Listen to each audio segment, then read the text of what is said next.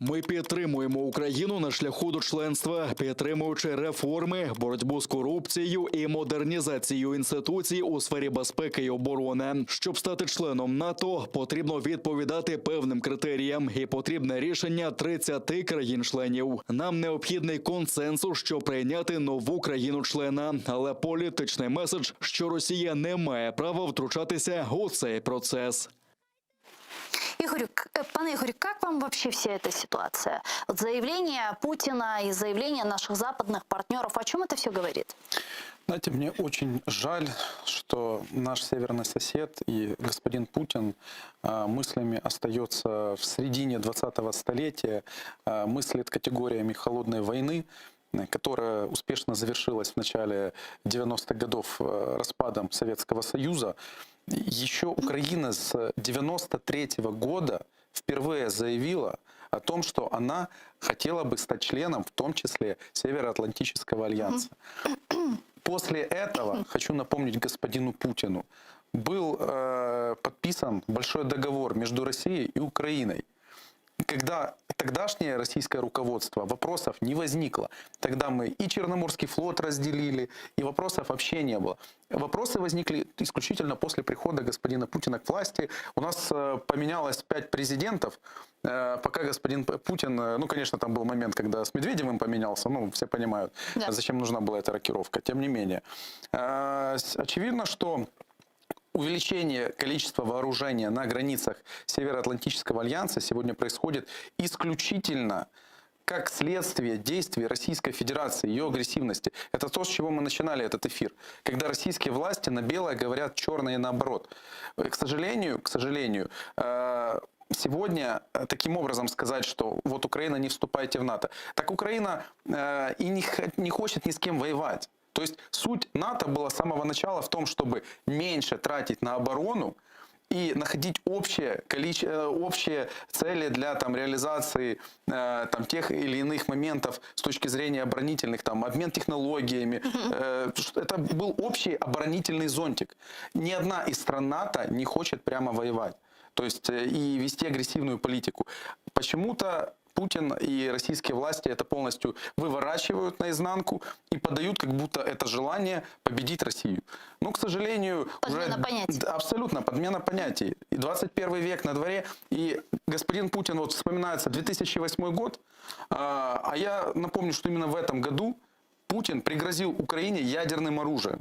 Прямо пригрозил. Так в этом году как раз и Украина стояла на пороге получения плана действий по вступлению. Но помните, кто тогда выступил против? Германия и Франция. Ну, к сожалению, да. Пацифистская такая риторика, она остается. Опять-таки, это вопросы конкретно того же НАТО. Смотрите, 30 стран принимают консенсусное решение. А это говорит о том, что НАТО не может сегодня как блок нападать, потому что не будет соглашения 30 стран. Это исключительно на оборону настроено. Конечно, Соединенные Штаты могут отдельно вести кампании, и другие страны. Но опять-таки это не касается конкретно НАТО. Да, могут вспомнить Балканы, 90-е и так далее. Но ситуация была совершенно другая. А как вы думаете, вот эти заявления Путина и Лаврова, они ориентированы на кого? То есть кто конечный адресат? Украина, западные партнеры или, возможно, внутренний электорат? В первую очередь, конечно же, внутренний электорат с точки зрения того, что надо всегда находить внешнего врага. Это стандартная политтехнологическая технология, масло масляное, но тем не менее она работает. Она работает, и даже когда российские власти напрямую уже начинают фальсифицировать выборы, как это было сейчас электронным голосованием в Госдуму, да, тем не менее мы не видим широкомасштабных каких-то митингов. Народ фактически молчит, народу это нравится.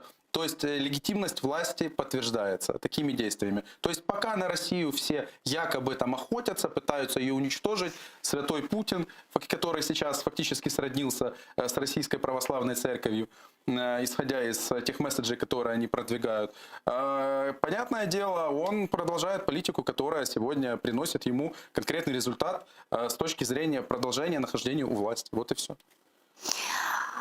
А как вы думаете, понятно, что Украина уже для себя давно определила свой стратегический курс и закрепила это в Конституции Украины, это вступление в Европейский Союз и в Североатлантический альянс. Но если мы говорим, что такой месседж Россия в том числе и дает странам Североатлантического альянса, видите ли сегодня вы готовность НАТО и этот консенсус по вступлению Украины? К сожалению, я такого консенсуса не вижу из-за ряда стран, например, та же Венгрия, вспомним ее из-за там, закона об образовании. Но это не только, это повод на самом деле.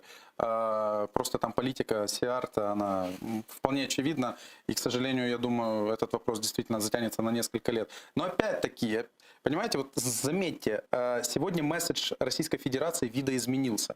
Если раньше говорилось исключительно о членстве Украины в НАТО и как красная линия, то сегодня уже звучат месседжи о размещении инфраструктуры НАТО на территории Украины. Ударного вооружения. Они понимают, что даже несмотря на то, что Украина формально не вступив, она уже сегодня является главным партнером блока, не будучи ее членом. И, соответственно, при ряде обстоятельств, может быть, и мы, в принципе, инициировали такие вещи, размещение, действительно, здесь вооружение Североатлантического альянса. Ну, хорошо, Поэтому... если Россия называет это красной линией, а Украина в качестве сдерживания российской агрессии на своей территории размещает возможные базы Североатлантического альянса, что дальше? Что может произойти? На что может пойти Путин? Или же это всего лишь блеф? Я думаю, что, скорее всего, их... Основная, ну вот такой момент основной, на который они готовы давить, они все-таки пытаются дестабилизировать внутриукраинскую политическую обстановку.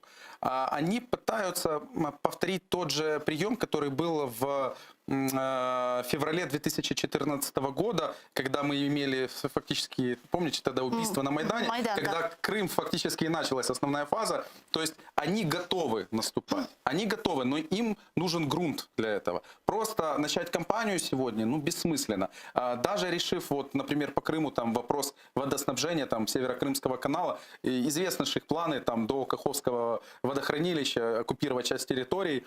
Вот. И на самом деле, я думаю, что они ждут. Они используют сегодня разные тематики. Энергетический кризис, там, тему там, неудовлетворения кампании вакцинации, еще нюансы. Но на самом деле, мне все-таки, я радуюсь тому, что наши спецслужбы на шаг впереди сегодня. И эти планы, они уже читаются очень, ну, довольно неплохо. И на самом деле то, что мы сегодня видим, это уже следствие вот той большой работы, которая идет, как на самом деле айсберг только под водой. Мы видим только верхушку и все. Путин сказал, что они, в принципе, готовы начать переговоры с США и Североатлантическим альянсом по поводу нерасширения их присутствия на восток. Как вы думаете, вот такие переговоры могут состояться вообще в принципе?